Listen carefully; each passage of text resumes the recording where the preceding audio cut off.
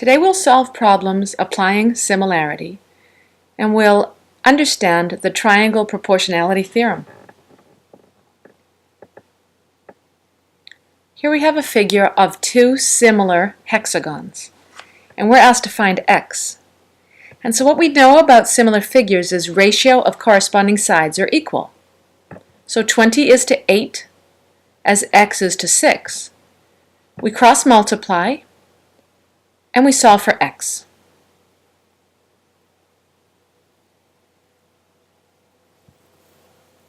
Your learning targets for today. You will use proportional reasoning to solve problems involving similar figures, and you'll communicate about mathematics when justifying your answers.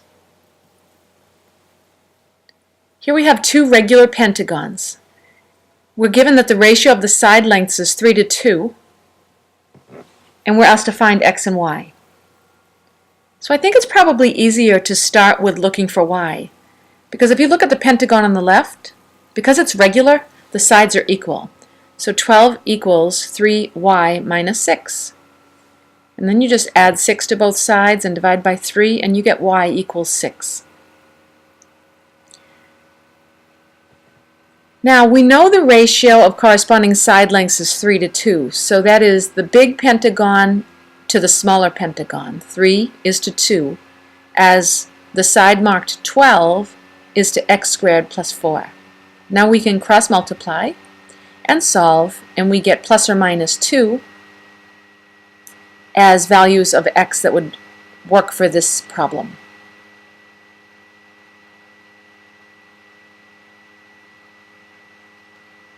So here's a theorem that involves perimeter and similarity. If two polygons are similar, then the ratio of their perimeters is equal to the ratio of their corresponding sides. So let's apply this theorem. We have two quadrilaterals, figures HIJK and LMNO, and they're similar. Their corresponding sides have a ratio of 2 to 5. So the first figure, figure HIJK, is smaller than the second figure, right? It's 2/5 smaller. We find out the perimeter of the smaller figure is 27 inches. So what is the perimeter of the larger figure? So we're going to set up a ratio, right? 2 is to 5, as 27 is to x. And we can cross multiply and solve, and we get 67.5 as the value for x.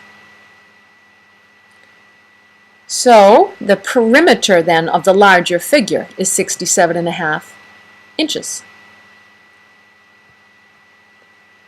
This is a very important theorem. This will come up again and again, and so we want to pay special attention to this one.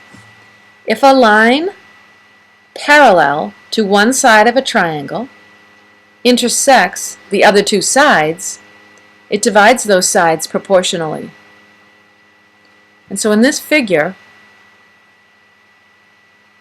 line AB intersects the sides of triangle XYZ, and we find out from this theorem that length XA is to length AY as XB is to BZ. So we'll get very comfortable setting up a proportion when we have a situation involving parallel lines in a triangular figure.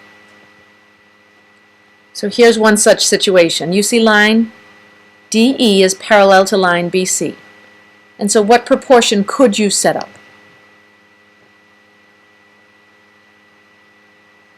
AE is to EC, as AD is to DB, right? That's one proportion you could write. Now we're going to substitute in the numbers. We'll cross multiply and solve. And we get the length from A to E is actually it's an improper fraction. You can call it 10/3, you could call it 3 1/3. It's 3.3 repeating, so it's better to leave it as a fraction. Okay, here's another situation with a line ZY, that is parallel to the base of this triangle, base NM. So we know that the sides are divided proportionally, right? That x plus 1 over 5 equals x plus 3 over 10. So what would you do next to solve for x? You would cross multiply, then you would distribute, right? Or divide both sides by 5, your choice. You would combine like terms and you would end up with x equals 1 as the solution to this problem.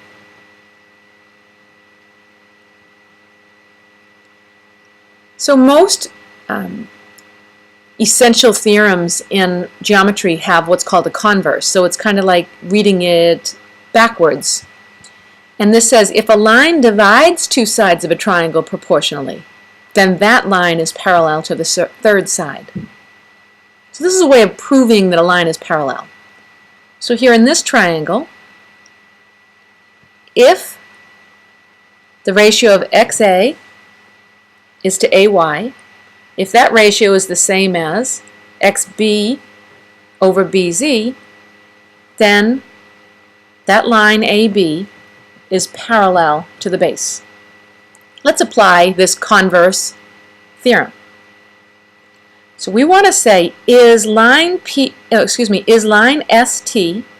parallel to line PR?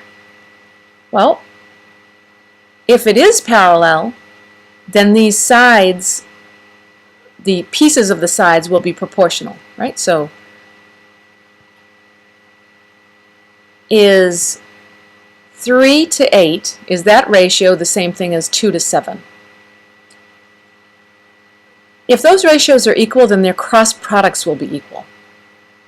But 21 does not equal 16, therefore, no. Line ST is not parallel to line PR. So let's do, instead of a figure with a triangle, let's look at some parallel lines and some transversals. And here's what another theorem says. If these parallel lines intersect transversals, then they divide the transversals proportionally. So AC is to CE as BD is to DF. So it's very similar, right, to the triangle proportionality theorem. Okay, so let's apply that. We've got a bunch of parallel lines here. So what proportion could you set up since you know the lines are parallel?